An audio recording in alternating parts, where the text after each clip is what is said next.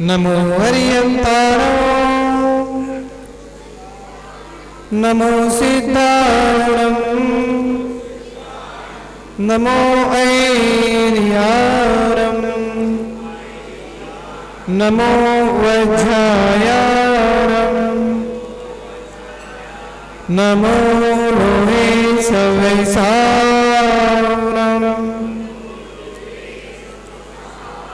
जय बोले पंच परमेष्ठी भगवान की। आचार्य गुरुदेव कुंद देव स्वामी की। आचार्य भगवान गुरुदेव विराट सागर जी महामुनिराज जी की।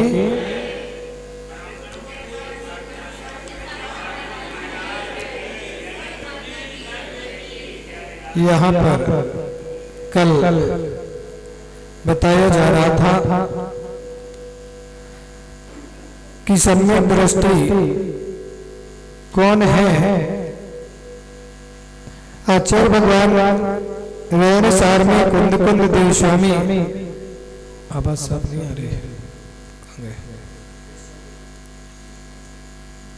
आचार्य भगवान कुंद स्वामी वेण सार ग्रंथ में देखो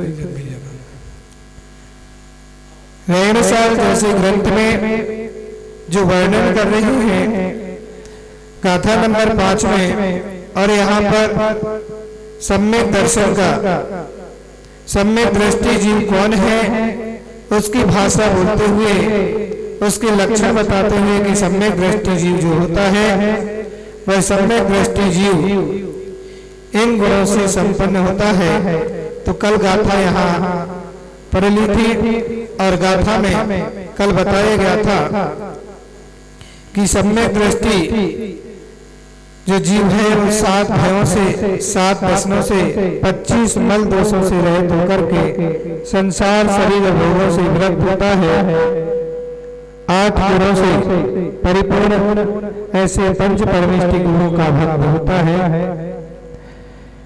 ऐसा भाव कहा था मूलाचार में।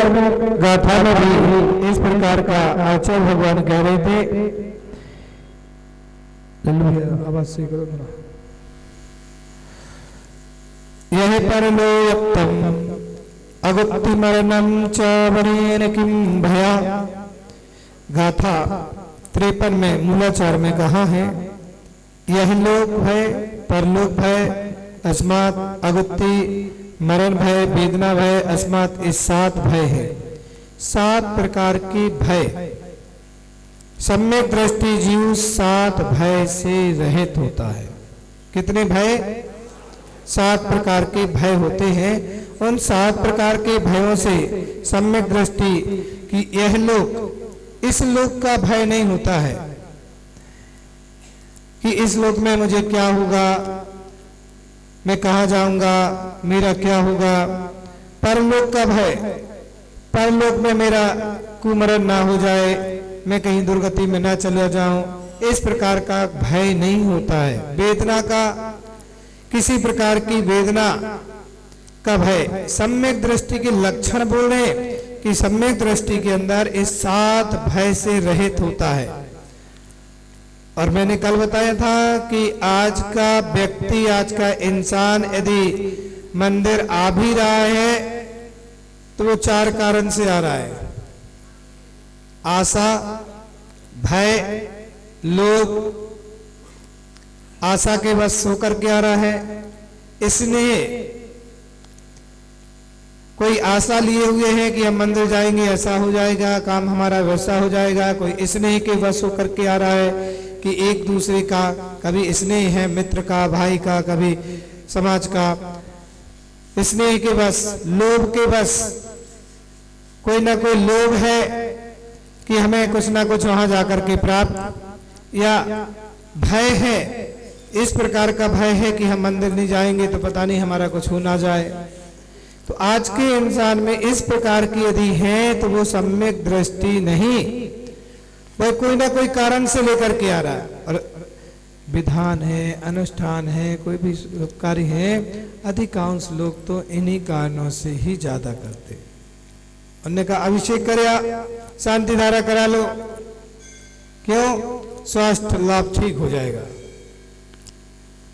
स्वास्थ्य लाभ ठीक हो जाएगा। इस बहाने से शांति धारा कर रहे या करवा रहे हैं। अरे शांति धारा करोगे तो अपने आप ही सब कुछ ठीक होगा। वृक्ष के नीचे जाकर के बैठोगे तो छाया तो अपने आप स्वतः ही मिलेगी, मांगने की जरूरत नहीं है। एक किसान जब खेती करता है तो भगवान से नहीं कहता कि भगवान मुझे भूसा की प्राप्ति हो, मांगता है क्या? नहीं, कोई चाहे घर में हो ऐसे लोग भूसा मांगते हो क्या? क्या मांग, वो कुछ नहीं मांगता। वो तो कहता भगवान मैं जो मेहनत कर रहा हूं, पुरुषार्थ कर रहा हूं, उसका फल अच्छा, और वह खेती करेगा तो जब सीजन आएगा तो गेहूं के साथ भूसा तो उसको फ्री में मिलेगा। जब गेहूं प्राप्त होगा तो भूसा तो स्वतः मिल जाएगा।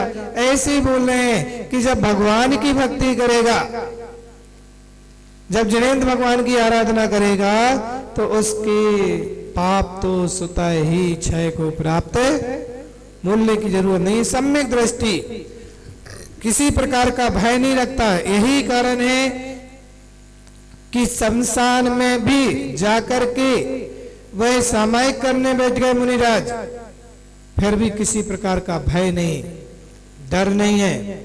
और अभी किसी से कह दो भैया उधर जाना है, डर लगने लगता, भय लगने लगता। लेकिन सम्यक दृष्टि जीव भय से रहित होता। यही कारण होता है साधु कहीं भी जंगलों में अकेले रह जाते हैं, कहीं भी किसी प्रकार से ठहराव किसी स्थान पर कर लेते हैं, फिर भी मरण का भी भय नहीं है कि मेरा मरण कैसा हो। मरण अपन अच्छा कार्य करेंगे, आज अच्छा करोगे तो कल तो अच्छा आएगा ही आएगा। वर्तमान अच्छा होगा तो भविष्य अच्छा आएगा। अपन भविष्य के बारे में सोचते हैं, भविष्य हमारा अच्छा निकले, भविष्य हमारा अच्छा हो, मरण अच्छा हो। आज अच्छा करोगे तो मरण तो अच्छा अच्छा होगा। सम्यक दृष्टि जीव की परिभाषाएं बता रहे हैं। तो मूलाचार में इस गाथाओं में भी ऐसा भाव आया है। कुसंगति संस्कारों में होने वाली आसक्ति रूप व्यसन होते हैं। व्यसन किसे कहते हैं? तो जो बोले कुसंस्कारों में, जो कुसंस्कारों में जो होने वाले हमारे संस्कार हैं वही हमारे व्यसन ही हैं। व्यसन ये नहीं समझना कि सप्त व्यसन, सप्त व्यसन तो है ही, लेकिन कुसंगति में हमारा भाव जा रहा है वो भी व्यसन ही कहा आचार्यों ने। उनकी प्रमुखता 7 संख्या कही गई है। पद्मनंदी पंचविंशति ग्रंथ में 7 प्रकार के यहाँ पर जो कही है वह व्यसन 7 प्रकार के मुख्य रूप से बताए गए हैं। धूत मासम सुरावेशा खीट चौरी परांगनः महापापनी सप्तेते व्यसनादि त्यजते बुधा। Page number 57। आप इतना ध्यान रखा करो, प्रतिदिन क्लास पढ़ रहे हो, शास्त्र उठा रहे हो, कितने नंबर पे बंद हुआ है, कहाँ चालू हुआ है, तो उसका ध्यान। Page number 57, 57। और यहाँ पर कह रहे कि जुआ, मांस भक्षण, मदिरा सेवन, वेश्यागमन, शिकार करना, चोरी, परिस्थिति, ये 7 प्रकार के व्यसन होते हैं। जुआ खेलना देखो पूर्णता सत्य रूप से देखा जाए तो एक भी शुद्ध तरीके से अभिषेक करने वाला नहीं मिलता। ये लक्षण है, ये भावना है। क्यों? जुआ खेलना। अब जुआ में तुम्हारे शेयर बाजार भी जुआ में आता है। जो शर्तें लगा रहे हैं ये भी जुआ में आता है। जो ताश खेल रहे हैं, कोई शर्त लगा रहे हैं, किसी प्रकार का शेयर बाजार आदि IPL आदि में पैसे लग रहा है, ये सब जुआ में है। सट्टा, जुआ, ये सब जुआ खेलने में है। अब चाहे वो मजाक में कोई खेले, चाहे वो जानबूझ करके खेले। बोलते हम तो मजाक करते हैं, मतलब वो टाइम पास करने के लिए करते हैं। टाइम पास में भी यदि शर्त लगा रहे हो तो वो जुआ में ही हारा है। जुआ में देखे 5 पांडव की क्या स्थिति हुई, सब कुछ निछावर कर दिया। और आज वर्तमान में देखने में आता है कि शेयर बाजारों में अच्छे अच्छे रोड पर आ गए, अच्छे अच्छे रोड पर आ गए। ये लालच है, लॉलीपॉप है, ये लालच लॉलीपॉप है। पहले बार में तो थोड़ा मिल जाएगा तो लालच आ जाता है कि अच्छा मिल रहा है, फिर थोड़ा सा मिलेगा। लेकिन जब जाता है ना, क्योंकि ऐसी कमाई का पैसा फलता नहीं है। 2 नंबर का ज्यादा जितना रहेगा, अब करेगा 2 नंबर ही चल रहा है आजकल। 2 नंबर का पैसा या तो दवाई में जाएगा या बर्बाद वैसे ही हो जाता है, फलीभूत नहीं होता है मेहनत की कमाई। तो बोले जुआ के साथ कितना भी कमा लिया जाए, लेकिन वो हमारा धन फल को देने वाला, इसलिए सम्यक दृष्टि जो जीव होता है वो पहले नंबर जुआ को नहीं खेलता है। और जुआ के कोई भी काम जुआ के करे इस तरीके के कार्य नहीं करता है, ना मांस भक्षण का। अब जो बाजार में यदि केक आदि खा रहे हैं, बाजार के यदि क्रीम वाले बिस्किट खा रहे हैं, तो इसमें भी अंडा आदि क्रीम आदि रहती है। बाजार का जो केक आता है, ऐसे जो बिस्किट क्रीम वाला जो आता है, उसमें आदि में बहुत सारी चीजें जिसमें मांस आदि का भक्षण भी किया जाता है। लोगों को पता नहीं चलता और कहते हम तो शाकाहारी हैं, शुद्ध, और खा लेते हैं। मदिरा सेवन कि वह किसी प्रकार का नशा आदि मदिरा सेवन में नहीं करता है। वेश्यागमन मतलब अपनी स्व स्त्री के अलावा और किसी का बुरी दृष्टि, बुरी नजर, कुनजर नहीं डालता है, ना उसका स्पर्श करता है। शिकार खेलना, अब तो वैसे शिकार नहीं होता, लेकिन फिर भी लोग कहीं किसी प्रकार से शिकार आदि में, अब वो शिकार नहीं होते हैं, अब दूसरे प्रकार के शिकार हो गए हैं कि मच्छर बैठा है सो उठाओ हाथ और दाव खींच के।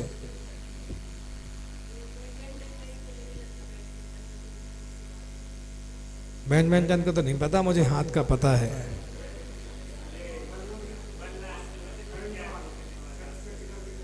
अब वो नहीं पता हमें तो बता रहे आज की नई टेक्नोलॉजी का आ गई, वो नहीं पता। हम तो बता रहे कि लोग हाथ पर देखा मच्छर बैठा और दाव एक हाथ, सब मच्छर।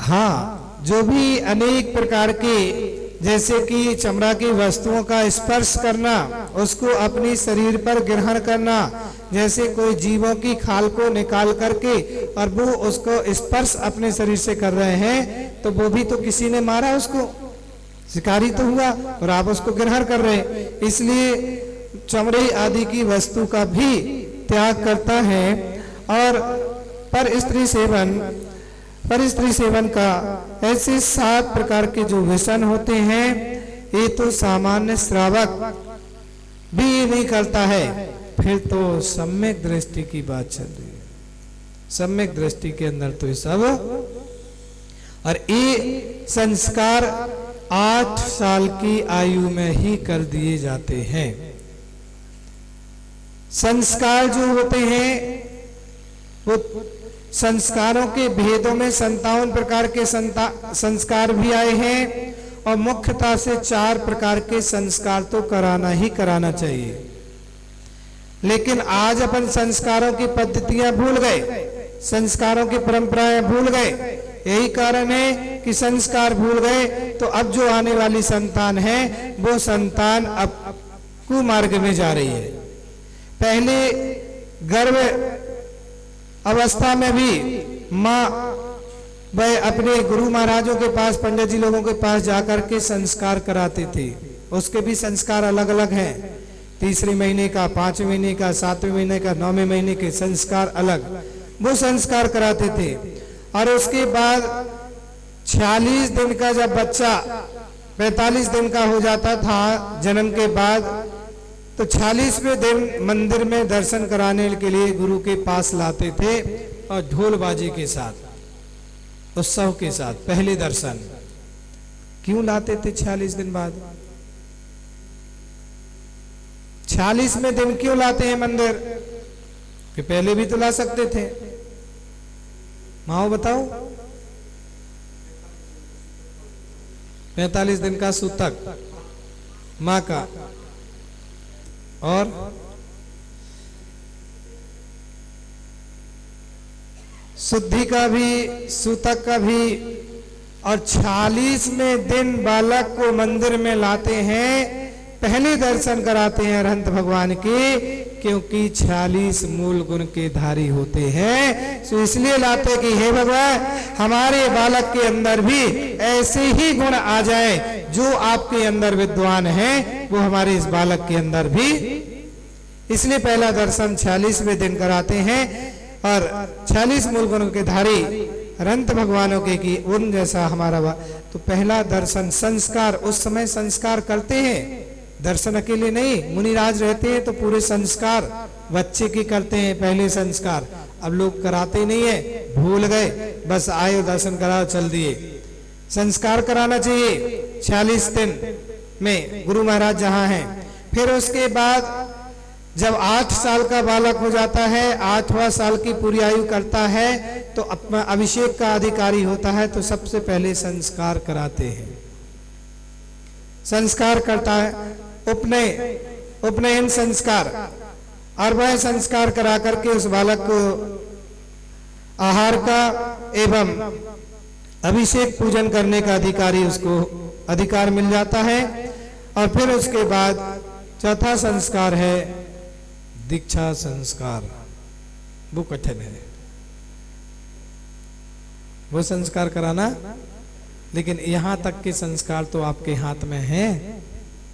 माता पिता का कर्तव्य है 8 साल तक के बच्चों के संस्कार कब कहां कैसे कराना है, क्योंकि मंत्रों का प्रभाव पड़ता है, एनर्जी आती है उससे।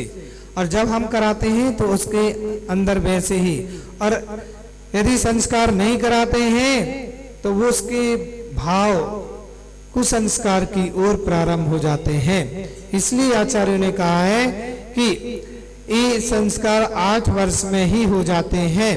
फिर सम्यक दृष्टि के लिए तो कहा ही है, सामान्यतः वैष्णव की संख्या 7 से अधिक भी हो सकती है।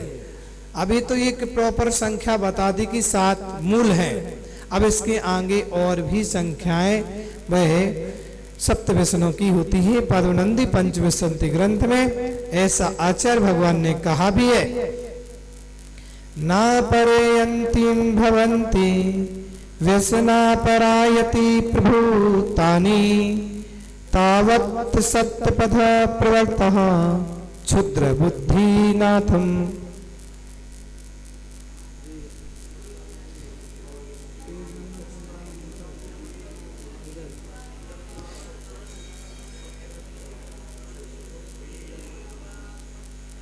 पदोनंदी पंचव्यसंति ग्रंथ में आचार्य भगवान ने 7 व्यसन के अलावा और भी व्यसन कहे हैं। जरूरी नहीं कि यही व्यसन, केवल इतने 7 ही व्यसन नहीं, अन्य भी बहुत व्यसन है।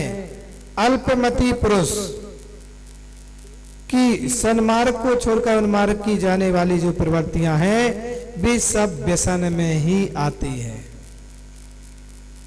क्या? अल्पबुद्धि, अल्पमति पुरुष मतलब जो कुसंस्कारों की ओर जा रहा है, जो कुसंस्कारों को ओर जा रहा है, जो गलत कार्यों में जा रहे हैं, गलत प्रवृत्तियों में जा रहे हैं, वो सब व्यसनी ही है। अब भली वो सप्त व्यसन नहीं कर रहा है, लेकिन उसकी भावनाएं कुसंगति की ओर पहुंच गई हैं, गलत कार्यों में पहुंच गई, प्रवृत्ति होने लगी है, तो वो उसके अंदर वो भी व्यसन ही चल रहे हैं। अल्पमति जो अल्प बुद्धि धारक है, जो हित का विवेक नहीं जानता है, अहित में परिहार कर रहा है और अहित में प्रवृत्त कर रहा है। हित क्या है हमारा, उसका ज्ञान नहीं है, उसका ज्ञान नहीं है, अहित की ओर प्रवृत्ति कर रहा है, तो वो सब व्यसन ही है। क्या है? अब लगा लेना अपने आप में, आप लोग कितने गहरे पानी में हो, कितने गहरे पानी में हो, कौन कितने में है। अब किसी के पास जाने की जरूरत नहीं है, पूछने की, महाराज मैं कौन सी गति में जाऊंगा, मेरा क्या होगा, मैं कैसा हूं, किसी से पूछने की जरूरत नहीं है। स्वयं थर्मामीटर दे दिया आचार्यों ने, अब नापो अपना टेम्परेचर, नापो मेरा टेम्परेचर कितना है, अपना परीक्षण कर लो कि मैं कहां तक, कितनी जगह तक शुद्ध हूं। इस व्यसन मल की से तात्पर्य यहाँ पर सम्यक दर्शन संबंधी दोष, उनकी संख्या 25 कही गई है। ज्ञानावर्ण में भी इस प्रकार कहा, 25 प्रकार के मल दोष। कितने प्रकार के? 25 प्रकार के मल दोष। अब 25 प्रकार के मल दोषों में जो आएंगे 8 संकादि दोष और 8 मद, 6 अनायतन और 3 मूर्ता, ये जो है वो 25 मल दोष हैं, इनसे रहित होकर के। अब 8 संकादि में शंका, आकांक्षा, विचिकित्सा, मूर्धदृष्टि, उपगुहन, अस्थितिकरण, अवासल, अप्रभावना, जो सम्यक दृष्टि के गुण थे उसमें से विपरीत करना, इस प्रकार से 25 जो मल दोष हैं। अब कोई आकांक्षा लेकर के कार्य कर रहा है, बिना आकांक्षा के तो लोग 2% ही मिलेंगे कार्य करने में। कोई भी पूजा पाठ कर रहा है, विधान कर रहा है, कोई भी भक्ति करते हैं, आकांक्षाएं पहले लाकर खड़ी कर देते हैं। और जहां जहां आकांक्षा आ रही है, अभी इसी में आएगा आगे की गाथाओं में कि मुनिराज का आहार भी कोई घर पे करा रहा है और आकांक्षा लिए हुए है कि महाराज के चरण पड़ेंगे तो हमारे घर की सारी व्याधियां दूर होंगी। तो वो भी उसके लिए सम्यक्त का फल नहीं है। श्रावक तो अपना कर्तव्य करता है, प्रभाव तो स्वतः अपने आप होता है। तो सम्यक दृष्टि जीव की जो बातें कर रहे हैं कि यहाँ 3 मूर्ता, 8 मद, 6 अनायतन, संकादि 8 2 से 25 सम्यक दर्शन दोष संबंधी है।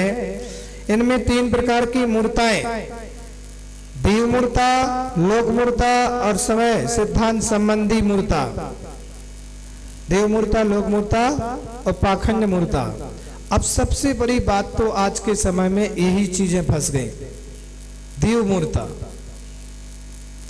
अब देव मूर्ता में इतनी ज्यादा उलझ गए लोग कि उसको पहचाने नहीं हो पा रहा है कि हमारे देव हैं कौन। देव और देवादि देव दोनों को एक सी गिनती में लगाते हैं, देव को और देवादि देव।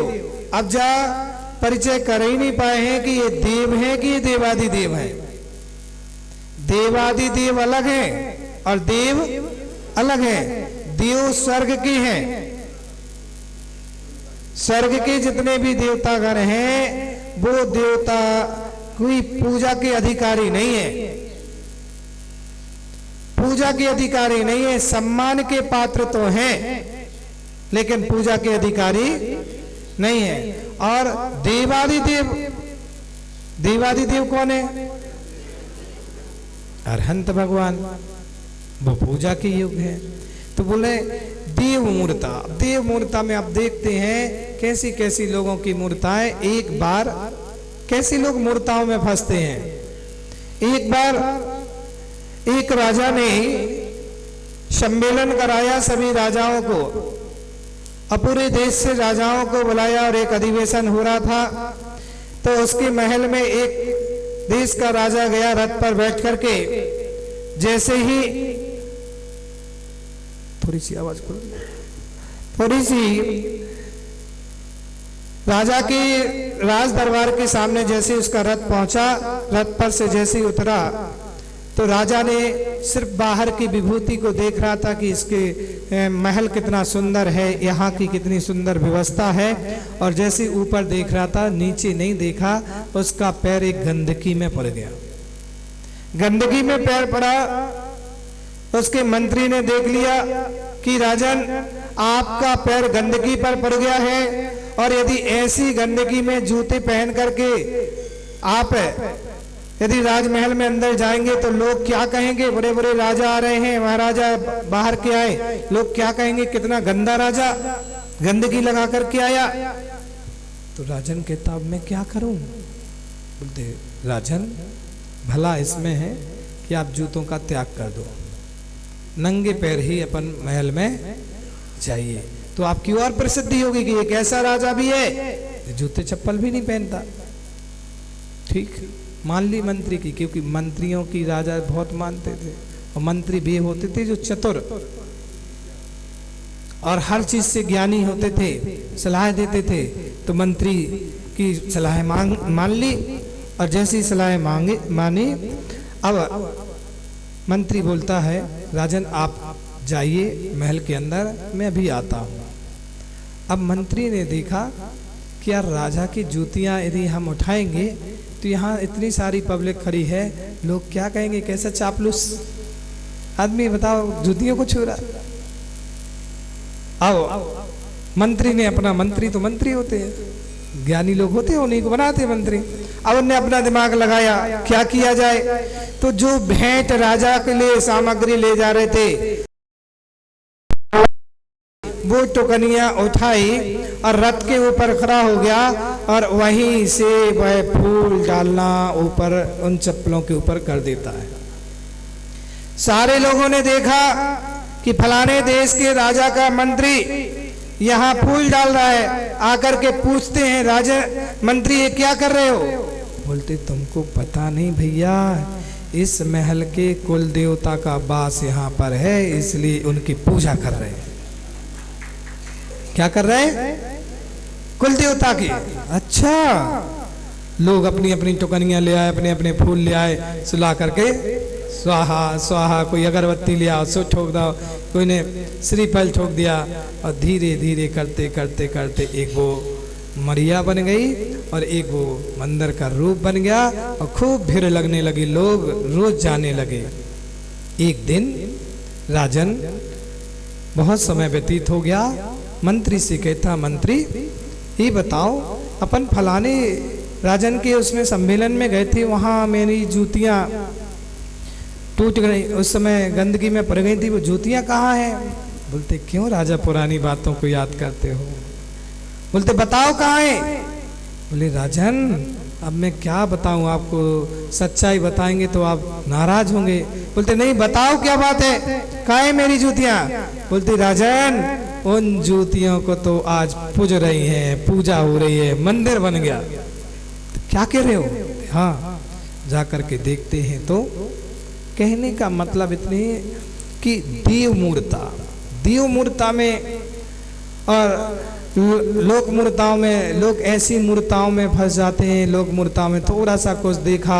अब अपने लोगों में कैसे कैसे लोग फंसते हैं कि महावीर जाते हैं, तिजारा जी जाते हैं, तो उनने कही मन्नत मांग लो, सो उल्टा साथिया बनाया, उनने कहा सिक्का चिपका दो।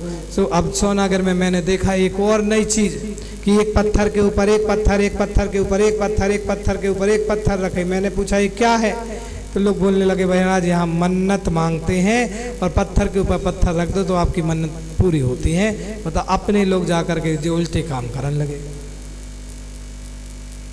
ये सब मान्यताओं में, ऐसी परिस्थितियों में लोग ऐसे फंस गए हैं कि कहीं देव मूर्ताओं में गलत गलत जगह पर कहीं जाना, कहीं उसका पूजन करना, कहीं उसको मानना। ऐसी लोक मूर्ताओं में लोक की मूर्ताएं जो चल रही हैं, संसार की मूर्ताएं चल रही हैं। अब बताओ दुकान जाते हो तो सबसे पहले उस शटर के पैर पड़ते हो, उसमें कौन सा देवता बैठा वहां पर? उस शटर में कौन सा देवता आ गया है? तराजू जाओगे तो तराजू में सबसे पहले दिराज जिसमें पैसे रखते ना, वही में करेंगे जय हो लक्ष्मी देवी, सारी लक्ष्मी तुम्हारे पास आने। भैया आचार्य ने कहा है कोई भी कार्य करने के पहले मंगलाचरण करो। क्या करो? अब दुकान खोलना है तो मंगलाचरण करना है, शुभ मंगलाचरण, जो मंगलमय हो वो मंगलाचरण करना। अब शटर के पैर नहीं पड़ना, दुकान में पहला कदम रखो तो अपनी श्वास देख लो कौन सा चल रहा है, स्वर कौन सा चल रहा है, और बायां स्वर आपका अच्छा चल रहा है, सबसे पहले कदम आगे बढ़ाओ और नमो अरिहंतारम शब्द बोलिए नमोकार मंत्र का, और दुकान में प्रवेश कर दो। पूरे दिन मंगल ही मंगल होगा और कोई अमंगल नहीं हो सकता आपका। आचार्य भगवान 2016 में जब मैंने दर्शन किए थे, चर्चाओं में एक चर्चा चली आचार्य मुहूर्त, और वो देखें तो उसमें कैसे मुहूर्त में कब कार्य करें। तो आचार्य जी ने एक ही बात कही थी, आप तो अपना स्वर देख लो, दाहिना स्वर यदि अच्छा चल रहा है सबसे पहले कदम आगे बढ़ाओ और काम कर लो, सब शुभ ही शुभ काम होगा, फिर कुछ नहीं करना और मुहूर्त नहीं देखना। दीक्षा के समय आपने देखा हो जैसी चौक पुरता है, चौक पूरने के समय वहां जब दीक्षार्थी को बैठाला जाता है तो आचार्य भगवान कहते हैं देखो अपना स्वर कौन सा चल रहा है, दाहिना स्वर चल रहा है, सांस चल रही है, तो फिर आगे कदम बढ़ाओ पहला और सीधे चौक पर रखो और बैठ जाओ वहां पर।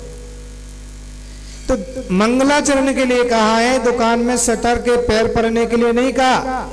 ये मान्यताएं लोगों ने बैठा ली हैं। दुकान में गए तो सबसे पहले दिराज में ओम जय लक्ष्मी दे, ये मान्यताएं, ये भी तो लोक मूर्ता में आएगा। और जब तक ये सब मान्यताएं बैठी रहेंगी तब तक यहाँ कितनी अभिषेक पूजा विधान करते रहो, आपके सब पुण्य तो मिल रहा है, पुण्य तो मिल रहा है, व्यर्थ नहीं जा रहा है, लेकिन वो संसार को बढ़ाने वाला ही पुण्य मिलेगा, संसार का वैभव मिल जाएगा। सो आदमी कहता हमें महाराज वही तो चाहिए, और क्या चाहिए? आज का इंसान भी वही कह रहा है कि महाराज हमें वैभव तो चाहिए बस। भैया ये वैभव नहीं, विभाव, इस भाव से पार होने के लिए चाहिए, वैभव नहीं चाहिए। और लक्ष्मी के लिए पूजने के लिए कहा है, मुनिराज भी दिन में कम से कम 10 बार संपत्ति को मांगते हैं, और हर बार संपत्ति के मांगते हैं और कहते हैं कि मुझे संपत्ति की प्राप्ति हो, संपत्ति की प्राप्ति हो। और आप भी संपत्ति मांगते दिन भर, आप लोग वित्त की संपत्ति मांगते हो और यहाँ पर चित्त की संपत्ति। हे भगवान, जिन गुण संपत्ति हो मध्यम, जो जिनेंद्र भगवान की गुण रूपी संपत्ति है वो मेरे अंदर आ जावे, वो संपत्ति चाहिए, बाहर की संपत्ति नहीं चाहिए। बाहर की संपत्ति तो कितने दिन, जिस दिन पुण्य छीन होगा तो लात मार करके कहती दौलत, दौलत अपनी आप में कह रही दौलत, दौलत, दौलत मार करके ऐसी भागती है, दौलत छप्पर फाड़ करके आती है,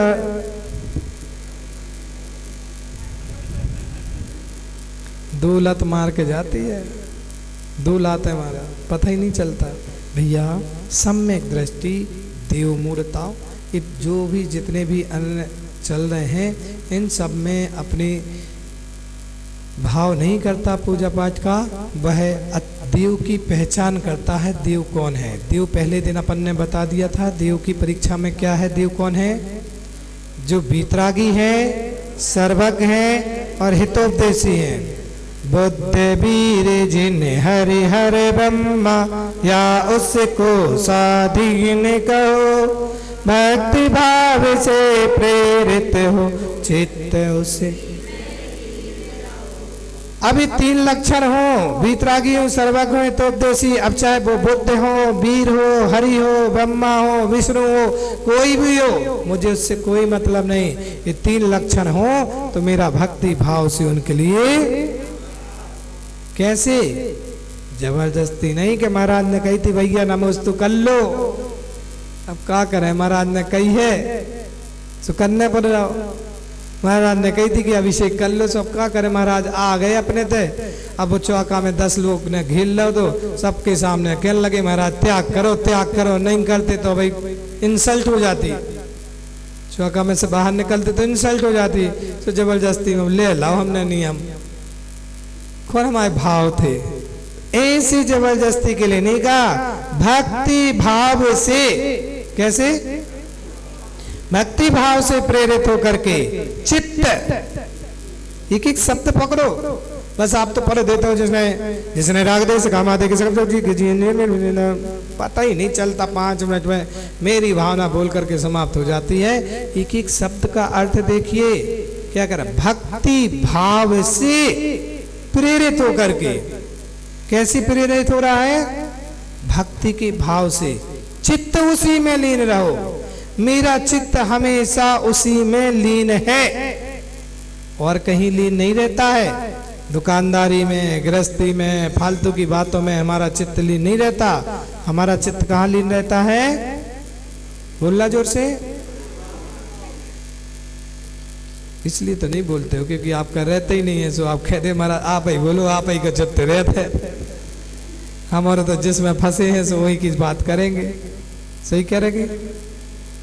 नहीं, चित्त उसी में लीन रहे भक्ति भाव से। हमारा भक्ति वो कोई भी हो, चाहे बुद्ध हो, वीर हो, हरि हो, ब्रह्मा हो, विष्णु हो, मुझे किसी से कोई राग नहीं है न देश है। मैं तो लक्षण की, इन लक्षणों में जहां पाए जाएंगे वो मेरे देवता है।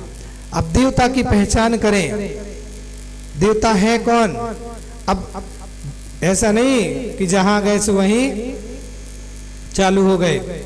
लोक मूर्ताएं, लोक की मूर्ताओं में जो आज की स्थितियां चल रही, मैंने बता दिया लोक मूर्ताओं में। अब घर में भी कितनी सारी लोक मूर्ताएं गृहस्थ जीवन में होती हैं, गृहस्थ जीवन में। इसलिए सबसे पहले मिथ्यात्व का से बंद करो। यदि मिथ्यात्व बंद होगा तभी आपकी क्रियाएं सम्यक्त होंगी और फल उसका फलीभूत होगा।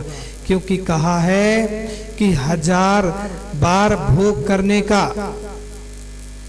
बर स्त्री का भोग करने का जितना पाप नहीं लगता है उतना पाप एक बार मिथ्यात्व को नमन करने का लगता है। यहाँ अष्टपाहुर में गाथा आई है, अष्टपाहुर ग्रंथ में गाथा कही आचार्य कुंद ने और लिखा है कि एक बार नमन करने का जितना 1000 बार भोग करने का इतना पाप नहीं लगता है, उससे कई गुना अधिक पाप एक बार मिथ्यात्व को नमस्कार करने का लगता है। और मिथ्यात्व में ही पड़े हुए अपन मिथ्यात्व में ही चल रहे हैं। अभी तक अपनी दृष्टि को सम्यक्त बना ही नहीं पा रहे हैं, अभी तक अपन सम्यक्त का भाव ही नहीं ले पा रहे हैं। एक बार समझिए क्या सम्यक्त का भाव है कि दुनिया ऐसे ऐसे भी। पद्म पुराण में रविशंकर आचार्य महाराज ने एक ब्रज दंड असुर देव नाम का एक राजा, उसका एक मंत्री था ब्रह्मदेव नाम का। एक उदाहरण आया है कि ब्रह्मदेव नाम के मंत्री ने कभी कोई मुनिराज से संकल्प लिया था, नियम लिया था कि मैं देव शास्त्र गुरु के अलावा मैं कहीं सिर नहीं झुकाऊंगा, और वह राजा का मंत्री बन गया। अब उसके लिए थोड़ा सा ये डर होने लगा कि यदि मैं राजा को नमस्कार नहीं करूंगा तो राजा तो मेरी दंड देंगे, मृत्यु दंड भी दे सकते हैं राजा को नमस्कार नहीं करेंगे। क्या किया जाए? मंत्री चतुर होते हैं, उन्होंने अपनी चतुराई से दिमाग लगाया। अब कैसे करें कि सांप भी ना मरे, वो कहावत है, लाठी भी ना टूटे। अब उसने अपना दिमाग लगाया, एक अंगूठी बनवाई सोने की और उसमें मुनि सोमनाथ भगवान की फोटो लगवा ली। अब मुनि सोमनाथ भगवान की फोटो लगवाई और अंगूठी बनवाई, और जब भी राजा के लिए नमस्कार करता था तो वो उंगली सबसे आगे कर लेता था और उसके लिए नमस्कार कर लेता था। उसका भाव मुनि सोमनाथ भगवान को नमस्कार करने का होता था, राजा को नहीं। ऐसे करते करते समय बीतता चला गया। एक दिन कुछ लोग होते हैं ईर्षालु लोग, जो ईर्षा करने वाले होते हैं, कुछ अच्छे काम करते हैं तो उसमें ईर्षा। अब उस मंत्री के कुछ ईर्षालु हो गए, उन्होंने बात को पकड़ना चालू की और एक दिन किसी ने ये बात पकड़ ली और राजा से कहा, राजन देखो तुम्हारा मंत्री होकर के भी आपको नमस्कार नहीं करता। तो ऐसे कैसे कह रहे हो, वो तो रोज मुझे नमस्कार करता है। बोलते नहीं राजन, वो जो अंगूठी पहने ना उसमें वो अपने भगवान की फोटो रखे हैं, उनको नमस्कार करता है। राजन ने एक बार परीक्षण किया और ये बात सत्य निकली, तो राजा ने उसके लिए दंड के लिए घोषित किया और राजा ने कहा इसको दंड दिया जाए। तब वो राजन से कहता, राजन मुझे अपनी स्त्री के साथ मुझे इस दंड से मुक्त कर दिया जाए, क्योंकि आप मेरे तन के अधिकारी तो हैं लेकिन मन के अधिकारी आप नहीं हैं। मैं स्वतंत्र हूँ। मैंने अपने नियम लिया था एक गुरु महाराज से कि मैं देव शास्त्र गुरु के अलावा मैं कहीं भी सिर नहीं नमाऊंगा, और मेरा ये अंदर का भाव है गुरुदेव, अब मुझे इससे क्षमा करें और मुझे अपने धर्म करने को स्वतंत्र कर दीजिए।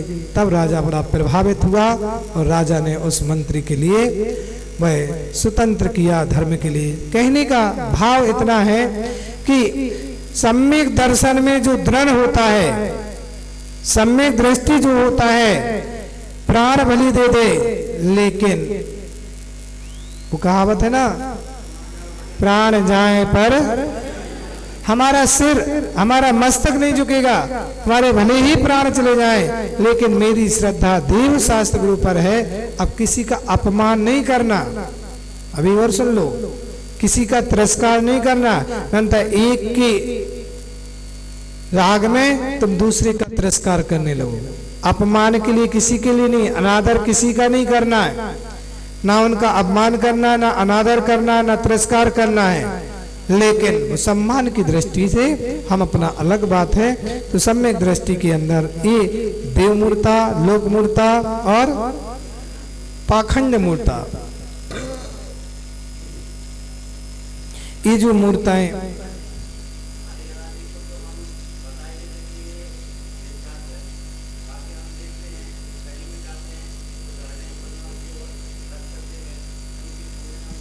भैया, यहाँ पर सम्यक दृष्टि, अपना विवेक जागृत करिए। कौन दुनिया में क्या कर रहा है मेरे मित्र।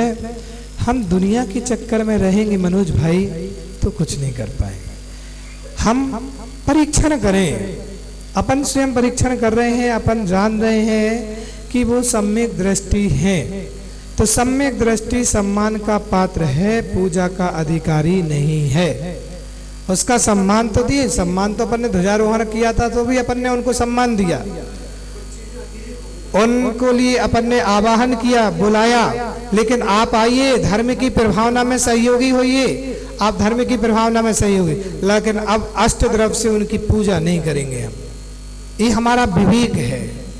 हम स्वयं इतने परिपक्व हैं, अपने आप में इतने ज्ञानी हो गए हैं, इतना समझने लगे। अब जो नहीं समझते सुनने का, देव और देवादिदेव, देव की तो कई देव, देव तो वे हैं, सो उनकी पूजा। अब वो अपना, अब कोई अति करने लगे या कुछ गलत होने लगे, अब जो कर रहा है वो भगवान भी जाने। अपनी दृष्टि में तो अपन को सही नहीं लगता है तो अपन तो नहीं करते। जैसे दक्षिण में हम गए और हमारी दीक्षा दक्षिण में ही हुई, और गोमटेश बाहुबली में दीक्षा हुई 2006 की, तो सारे आचार्य महाराज लोग वहां उपस्थित थे, 250 पिछियां थी। आचार्य श्री ने हम लोगों के लिए कमरे में बुला करके कह दिया कि आज दीक्षार्थियों का विधान है और अभिषेक विधान होगा। कमरे में बुला करके आचार्य श्री ने कहा कि देखो, ये दक्षिण की परंपराएं यहाँ पंचाभिषेक की है और यहाँ पर इस तरीके से अभिषेक विधान आदि होगा। यदि किसी को एक क्रिया नहीं भाती है और नहीं करना चाहता है तो वो धीरे से अपने कमरे में बैठा रहे, कमरे में बैठे रहे, वहीं से पूजा पाठ कर ले, वहीं से सामूहिक सबके सामने वो गड़बड़ ना करे, नंता वो विवाद की स्थिति वहां जाकर के सामने मना करेगा तो जो करता है तो उसमें आपस में ये है विवेक, अपना विवेक। हमारा मन नहीं था सो अपन नहीं गए, और जब गए, जब जल का हो रहा था सो उठाए कलश से जल कर आए और आ गए चुपचाप।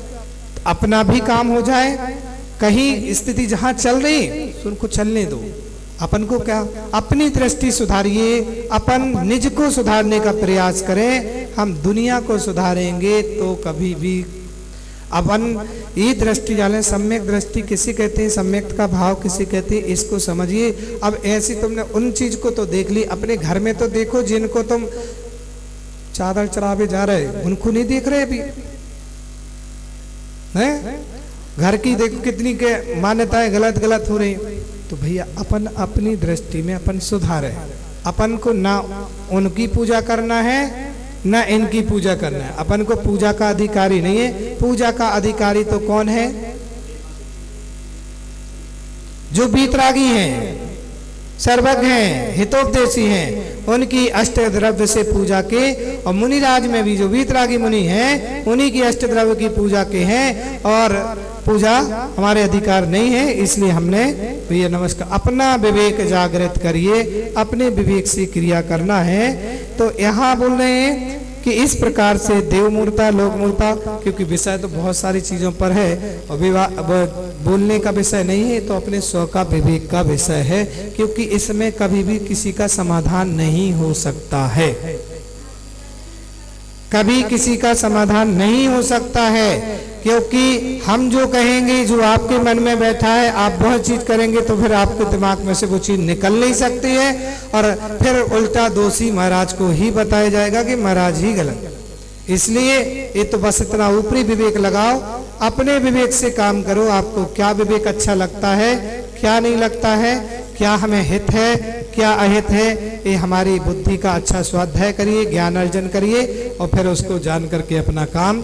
क्योंकि मुझे पता है कि मैं जो कहूंगा वो तुम स्वीकार करोगे नहीं।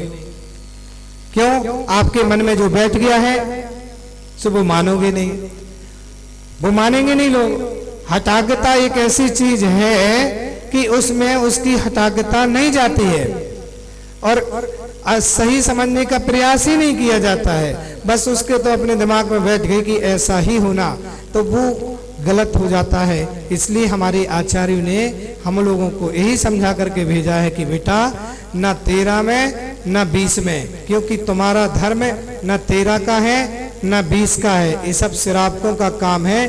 तुम्हारा धर्म तो ज्ञान ध्यान तपोरक्ता तपस्वी सा प्रशस्ते, तुम्हारा धर्म है ज्ञान का अर्जन करना और ध्यान का अर्जन करना, और सब विषय सब श्रावकों का है कि अब उसको जल से करना है कि दूध से करना है कि काय से करना, तुम जानो, तुम्हारा काम जाने। हमें उससे जो आगम में लिखा है सो हम सीधा सीधा बता रहे हैं। अब धारणा तुम्हें करना है, कैसे करना कैसे नहीं करना है ये हमारा विषय नहीं है। मुनिराज का विषय तो इतना है, ज्ञान ध्यान में अपने में लीन रहो, अपनी क्रिया करो, जिसमें फायदा है। ज्यादा उलझन में फंसोगे तो विवाद ही होगा, और विवाद के अलावा कुछ भी नहीं रहा। समय बहुत अच्छा चल रहा है कि बुद्धि काम कर रही है, सद्बुद्धि सद्ज्ञान काम कर रहा है मेरे मित्रों। पंचम काल चल रहा है, लेकिन इस पंचम काल में भी बुद्धि इतना काम कर रही है तो सम्यक को ग्रहण कर लो। अंश मात्र में भी सम्यक आ जाएगा तो निर्माण को प्राप्त कर लोगे। सद्बुद्धि का उपयोग करो, दुर्बुद्धि में मत ले जाओ, हठाकता में मत ले जाओ, सही सम्यक की ओर लेकर के चलें। इसी मंगल भावना से ओम शांति।